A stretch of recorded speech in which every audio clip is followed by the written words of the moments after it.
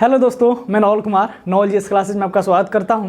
जैसे कि modern history चल रहा था, फर्स्ट पार्ट अपलोड कर दिया गया है। ठीक है, उत्तर मुगल काल के बारे में, उसके शासन के बारे में, प्रारंभिक शासक और 1707 के बाद यानी कि औरंगजेब की मृत्यु के बाद जो शासक हुए उसके बारे में, उसके हम उपाधियाँ पढ़ाए थे। अब बारी बारी से उसके कार्य के बारे में हम लोग पढ़ेंगे, उनसे संबंधित कौन कौन सा प्रमुख घटना घटा उस राजा के से संबंधित, उसको हम लोग सेकेंड पार्ट में जो है पढ़ने वाले हैं लोग। तो वीडियो में बने रहिएगा, लास्ट तक वीडियो को जरूर देखिएगा, तभी आपको फायदा होगा। देखिए, किसी भी चैनल से पढ़ते हैं इससे कोई प्रॉब्लम नहीं है, जिस चैनल से पढ़ते हैं उससे हमेशा आप जुड़े रहिए, उस वीडियो को पूरा देखिए और क्वेश्चन बैंक जो है संगे संगे प्रैक्टिस कीजिएगा, साथ साथ प्रैक्टिस कीजिएगा, तो आपको बहुत फायदा होने वाला है और आपके एग्जाम में एहसास हो कि हाँ पढ़ के हमको बहुत अच्छा लगा। चलिए वीडियो को शुरू करते हैं। ये दूसरा पार्ट है।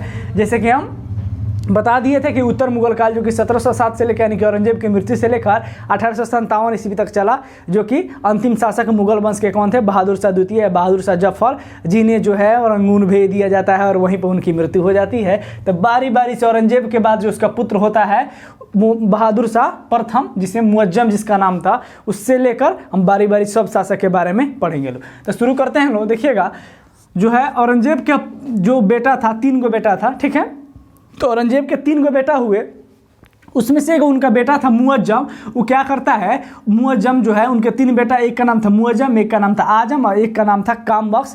तो औरंगजेब की मृत्यु के बाद इनके बीच भी जो होता है उत्तराधिकार को लेकर लड़ाई होने लगता है। इसमें सबसे मजबूत कौन था? इसमें सबसे मजबूत था मुअज्जम।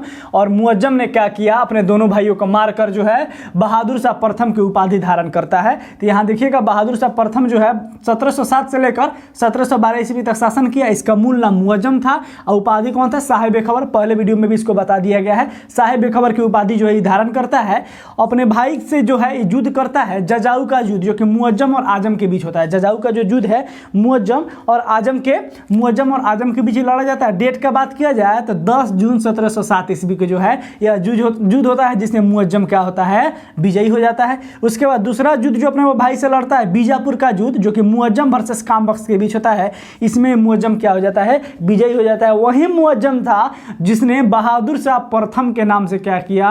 दिल्ली का शासक बनता है, जो कि 1707 से लेकर 1712 ईस्वी तक रहता है। और इन्होंने उपाधि, इसकी प्रमुख उपाधि क्या थी? साहिब बेखबर की उपाधि इसकी प्रमुख थी।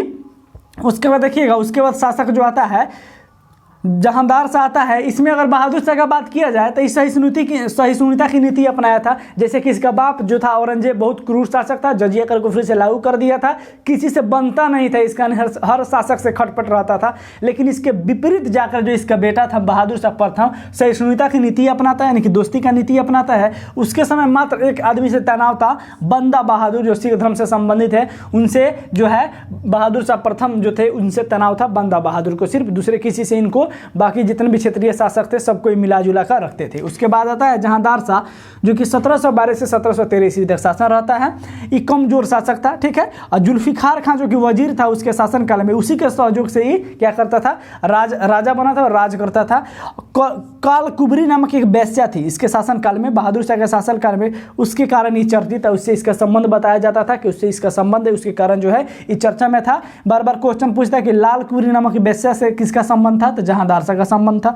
उसके बाद सैयद बंधुओं के सहयोग से फर्रुखसियर ने जहांदार शाह को क्या किया? मार दिया। सैयद बंधु जो थे उनके मदद से, सैयद बंधु 2 गो भाई थे, उसकी मदद से क्या होता है, जो है जहांदार शाह को फर्रुखसियर से मिलकर जो है जहांदार शाह को क्या किया जाता है? मार दिया जाता है। और फर्रुखसियर क्या बन जाता है? दिल्ली का शासक बन जाता है। फिर से रिवीजन करा देते हैं। बहादुर शाह प्रथम, जिसका मूल नाम मुअज्जम था, उपाधि साहिब बेखबर की थी, जो है जजाऊ का युद्ध लड़ता है, बीजापुर का युद्ध अपने भाइयों के साथ लड़ता है, सहिष्णुता की नीति अपनाता है। और बंदा बहादुर से जो था बहादुर शाह प्रथम को तनाव था। उसके बाद जहांदार शाह शासक बनता है, जो कि कमजोर शासक था।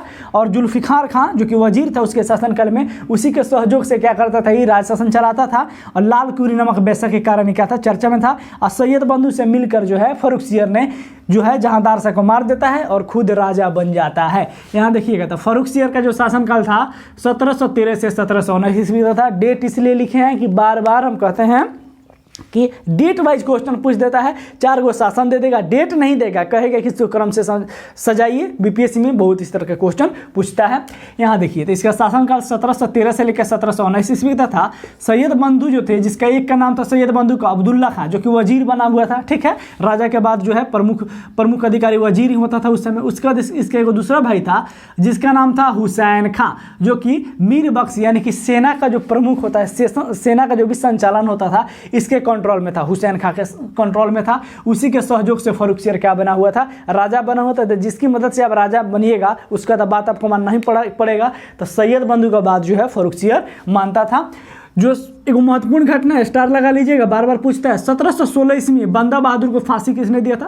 फर्रुखसियर ने। बंदा बहादुर को, जो कि बहादुर शाह प्रथम के समय इससे तनाव चल रहा था, तो जो सिख धर्म से संबंधित है बंदा बहादुर, तो बंदा बहादुर को फांसी किसने दिलवाया था? फर्रुखसियर ने। कब? 1716 ईस्वी में जो है इसको फांसी दे दिया था। उसके बाद देखिए 1717 में जो है शाही फरमान जारी करता है अंग्रेजों के लिए। जो है फर्रुखसियर जो है शाही फरमान, कहने का मतलब है शाही फरमान जो है, शाही फरमान में अंग्रेजों को बंगाल के क्षेत्र में, मुंबई के क्षेत्र में जो है क्या किया गया था, मतलब मद्रास के क्षेत्र में व्यापार करने के लिए अनुमति दिया गया था। उसे शाही फरमान कहा जाता है। इसे यूरोपीय कंपनी का मैग्ना कार्टा भी कहा जाता है। क्वेश्चन पूछता है, उसको हम लोग बाद में पढ़ेंगे कि यूरोपीय कंपनी का मैग्ना कार्टा किस फरमान को कहा जाता है, तो था फर्रुखसियर का शाही फरमान। ये अंग्रेजों के लिए जो है शाही फरमान जारी करता है और बंगाल के क्षेत्र को, मुंबई के क्षेत्र को व्यापार करने के लिए जो है टैक्स मुक्त कर देता है। उसके बाद जय सिंह, जो कि राजस्थान का राजा था, उसके सवाई की उपाधि दिया था फर्रुखसियर ने। ये क्वेश्चन कभी कभी पूछ देता है। उसके बाद आइएगा तो शासक बनते हैं रफी-उद-दरजात 1719 में, जो कि टीबी के बीमारी से मर जाता है। और रफी-उद-दौला, जो कि 1719 ईस्वी में भी शासक बनता है, जिसने शाहजहां द्वितीय की उपाधि धारण की थी। शाहजहां द्वितीय की उपाधि धारण की थी और पेचिस के बीमारी के कारण इसकी मृत्यु हो जाती है। बहुत अल्पकालीन शासक थे, बहुत कम दिन तक ही राजा रहते हैं और मर जाते हैं। ये भी राजा किसके मदद से बने थे?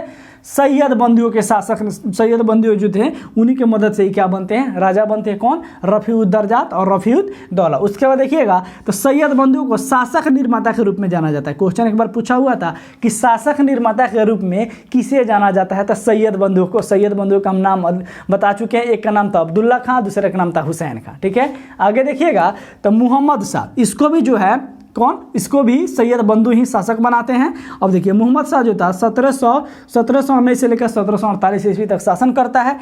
इसकी उपाधि जो थी रंगीला बादशाह की, उसकी उपाधि इन्होंने धारण किया था। रंगीला बादशाह लोग इसे कहते थे।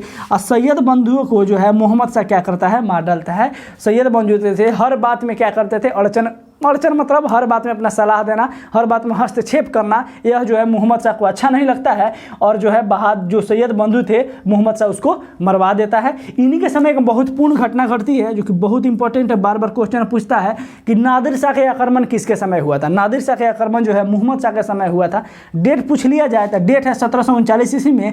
यह ईरान का शासक था, इसे ईरान का नेपोलियन कहा जाता है। एग्जाम में बहुत मस्ट भी यही क्वेश्चन है कि ईरान का नेपोलियन किसे कहा जाता है, तो नादिर शाह को कहा जाता है। किसके समय में ये दिल्ली पर आक्रमण किया था भारत में, तो मोहम्मद शाह के समय 1739 ईस्वी में आक्रमण करता है। उसके बाद इससे संबंधित कुछ पॉइंट यहाँ लिखे हैं। ये जब दिल्ली में आता है तो लूटपाट मचाता है और कोहिनूर हीरा जो गोलकुंडा से मिला था, बहुत प्रसिद्ध हीरा है जो कि ब्रिटेन के महारानी के पास है, वहीं कोहिनूर हीरा जो है नादिर से यहाँ से लूट कर ले जाता है। मयूर सिंहासन जिसे तख्ते ताउस कहा जाता है, ठीक है ना, जिस पर अंतिम मुगल बादशाह कौन बैठा था, अंतिम मुगल बादशाह बैठने वाला था मोहम्मद शाह। जो अंतिम मुगल बादशाह था, पूछता है कि मयूर सिंहासन पहन के तख्ते ताउस पर बैठने वाला अंतिम मुगल शासक कौन था, उसका नाम था मोहम्मद शाह। मोहम्मद शाह के समय में नादिर शाह आता है 1739 ईस्वी में, जिसे ईरान का नेपोलियन कहा जाता है। और कोहिनूर हीरा बहुत सारा रुपया 57 दिन तक वो दिल्ली में रहता है। मयूर सिंहासन जिसे तख्ते ताउस कहा जाता है, यहाँ से क्या करता है, ले जाता है, ठीक है।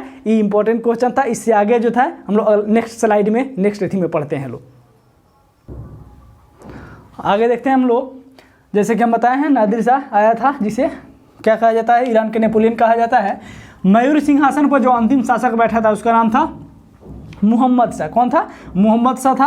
उसके करनाल का युद्ध होता है जब आया था नादिर शाह 1739 ईस्वी में, तो नादिर शाह और मोहम्मद शाह के बीच जो होता है करनाल का युद्ध होता है, जिसमें नादिर शाह जीत जाता है। और कोहिनूर हीरा को मयूर सिंहासन जिसे तख्ते ताउस कहा जाता है, उसको लेकर कहाँ चला जाता है, ईरान चला जाता है। उसके बाद शासक बनते हैं अहमद शाह, जो कि 1748 से 1754 54 ईस्वी तक रहते हैं। इसी के समय में जो है अहमद शाह अब्दाली जो का प्रथम आक्रमण होता है भारत पर। 1748 ईस्वी में भारत पर 7 बार आक्रमण किया था। कितने बार? 7 बार। अहमद शाह अब्दाली जो है 7 बार भारत पर आक्रमण करता है।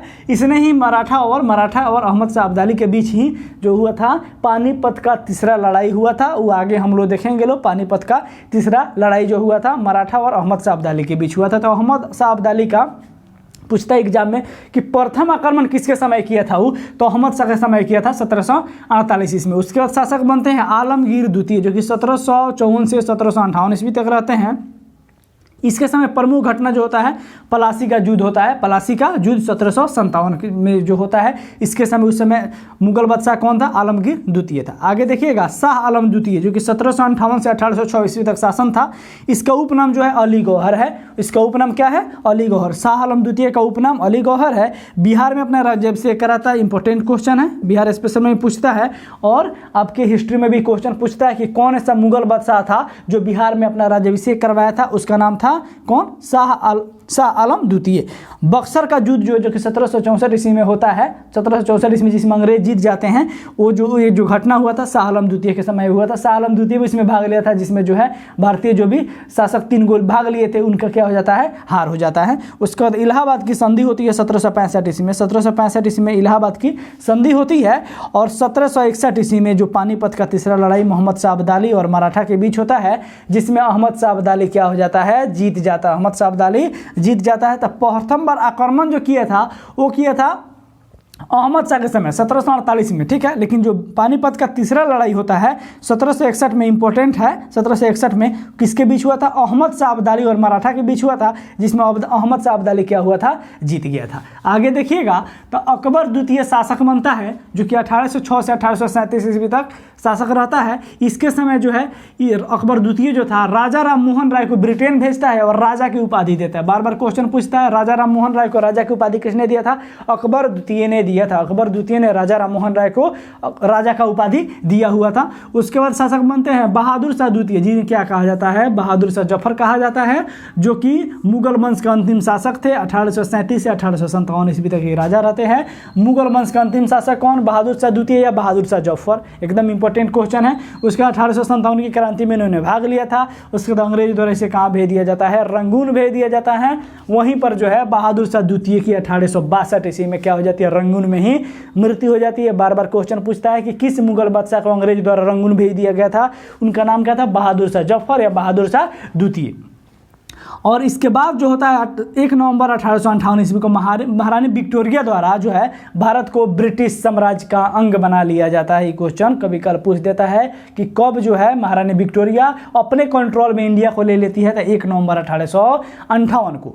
उसके बाद मोहम्मद शाह के समय जब मुगल शासक जो है कमजोर पड़ने लगे, उसी समय कुछ क्षेत्रीय जो राजा थे खुद को स्वतंत्र घोषित करना शुरू किए और वहाँ का शासक यानी कि सूबेदार बन बैठे। उसी के क्रम में मोहम्मद शाह के समय अवध का जो सूबेदार था वो शहादत खां बन जाता है। बंगाल का मुर्शिद कुली खां, जब हम लोग बंगाल विजय पढ़ेंगे उसमें इसका डीपली अध्ययन हम लोग करेंगे।